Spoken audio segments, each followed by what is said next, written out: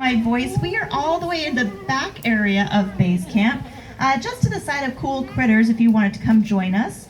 My name is Casey. I'm one of the care specialists in the area. I'm joined by my friend Katie, and Katie is asking one of our wildlife ambassadors to come out for a short visit. We'll be out here for about 10 or so minutes, and we're going to be asking this little guy to move around and show off some of his natural adaptations. During this presentation, if you happen to have any questions, feel free to grab my attention, ask your questions. I will do my best to answer them. It is actually a lot more fun for me to answer your questions than to just stand up here and talk for 10 minutes. But if you have no questions, that's what I'll do. This is actually one of my favorite ambassadors to talk about because they have so many things I could say about them. Anybody here already know what animal we're looking at? Handsome. Handsome, yep. Go ahead. He's a beaver. He's a beaver. He is. His name is Rogue. Rogue is a North American beaver, and he lives here with his sister Willow, and they are both going to be 3 years old on April 20th, so just around the corner. And he moved here when he was about 6 months old, and he's been with us ever since. And Rogue is a wonderful little male. He is actually full grown at 3 years old, even though he might gain weight throughout the next couple of years. He might fluctuate up and down.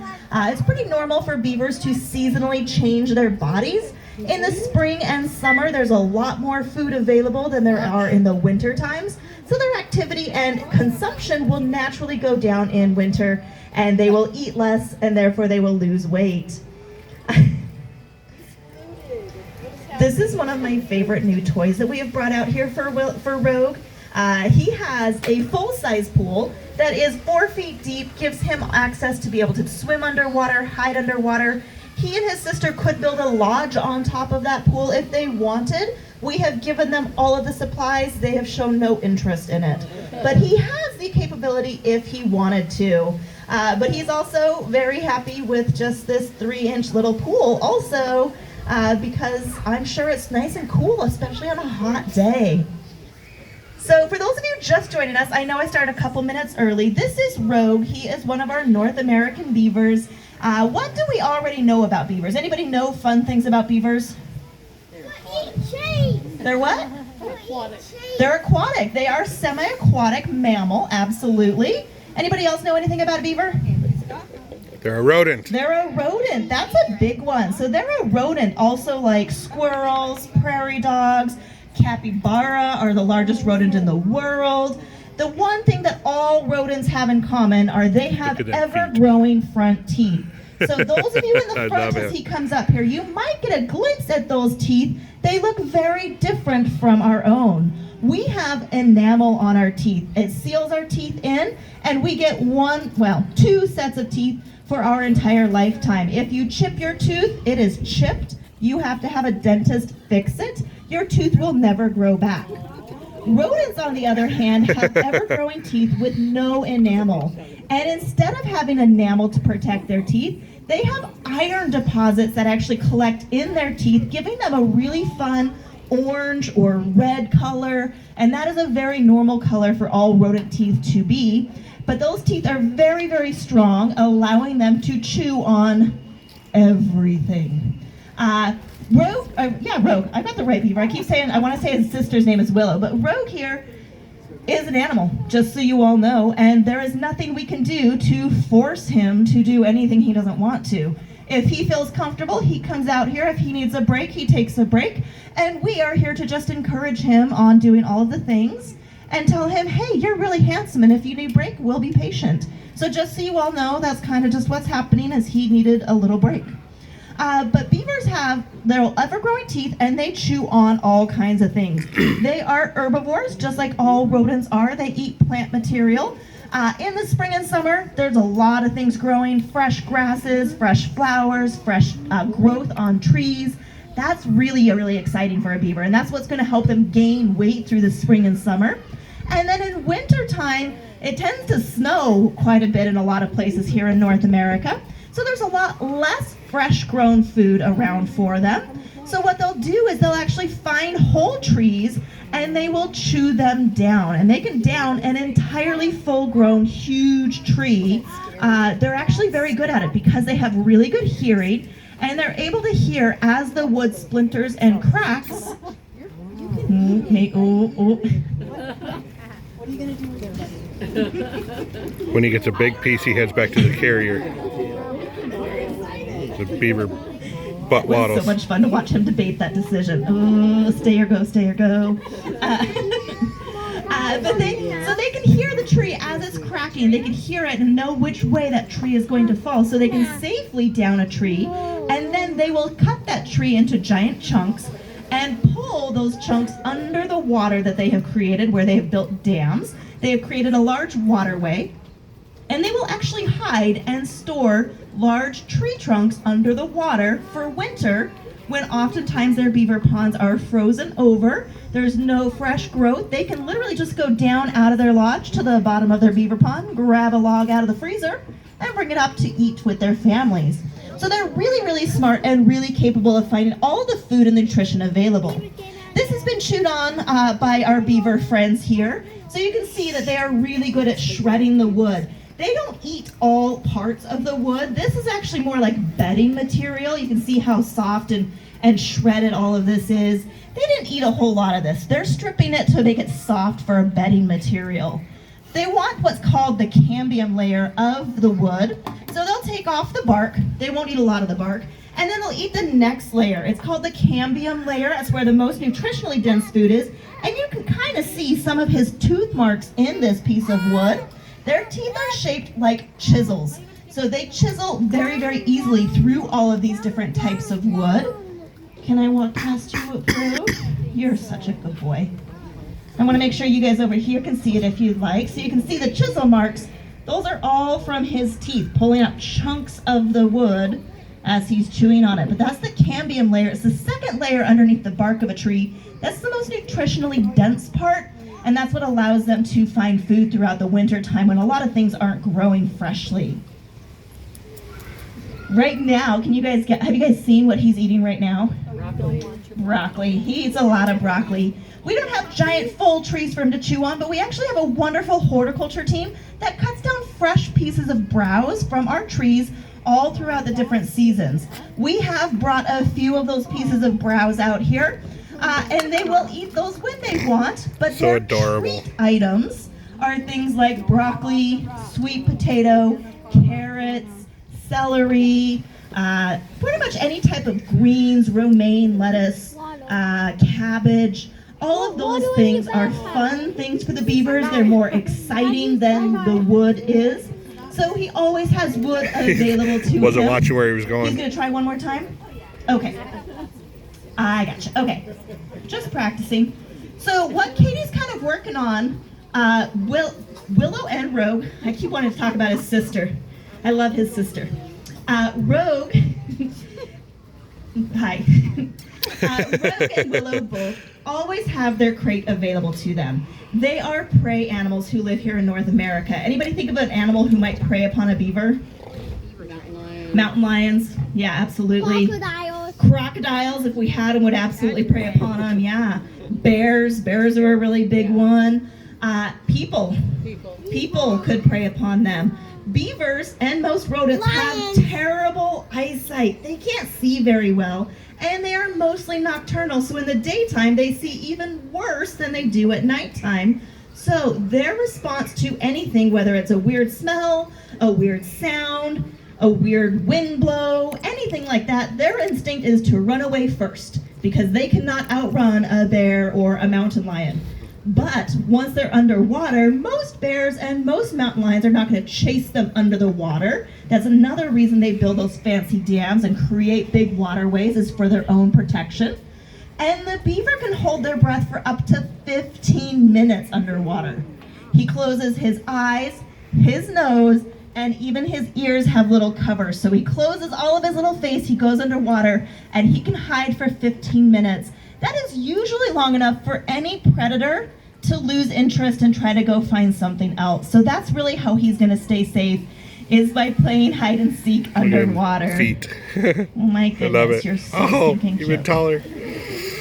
For those of you who are thinking he might climb that tree, I hope not. He is not a very good climber. They are not terribly graceful on land, but once they're in the water, they're very good swimmers. They're very agile in the water, makes them very adapted to living in that semi-aquatic area. But if you ever see a beaver who is nervous, they do run very quickly. It's hysterical because their tail flaps in there too, and they kind of like spring forward. It's really entertaining. Don't do it on purpose, but if you ever see it, it's really fun to watch. Let's see, I could talk about rogue and beavers all day long. Does anybody have any questions so far? Yes? Okay, so you said you got them when they were about 6 months old. Were they a rescue? Great question. Were they rescue animals? We got them when they were about 6 months old. They were actually born in another facility.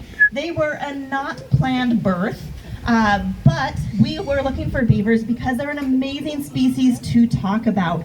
So when this facility in Tennessee, Arkansas, Tennessee, Georgia, one of those states across the way there. When this facility in Georgia was like, hey, we've got 3 young beavers and we don't really have the space for them, we were like, we would love to take them. Katie here has been asking to have beavers in this area for 18 years, and we finally got them for her a year and a half ago. But yes, so they were born at another facility, came to us. They are not currently a part of the species survival plan, which is a breeding program throughout zoologic facilities. There are currently several rescued beavers coming into 2 different sanctuaries, so we don't need to breed beavers necessarily at a place like this. So we do not have plans for that. We have a brother-sister pair that live together. Their other brother, River, actually moved over to our other area, Wegeforth Bowl, to meet an older female over there. Again, we're not expecting them to breed, but that way they can be social together over there, and then our 2 brother-sisters will live together. Yes, sir? Do they eat nuts? Do they eat nuts? That's a great question. They might occasionally eat a nut that has fallen down off of a tree, but they're not going to seek it out. They're not going to try to find it, and we don't feed them any nuts at all here, but they could absolutely eat a nut if they found it. That's a great question. Yeah. Oh. So I think I mentioned that this crate is always his safe place, but it's also practice that we have. We want him, if he's in any situation out here, and if I were to see something like a service animal, he might react to that. So I want to be able to tell Katie, hey, there's a service animal coming over here. So we can ask Rogue from all the way over here back to his crate just by giving him one of those larger pieces of broccoli. It's kind of like a cue for him to go back to your crate. So we kind of practice this. But then sometimes it also backfires and you give him just a smallish piece of broccoli and he's like, oh, I'm going to take this back to my crate also.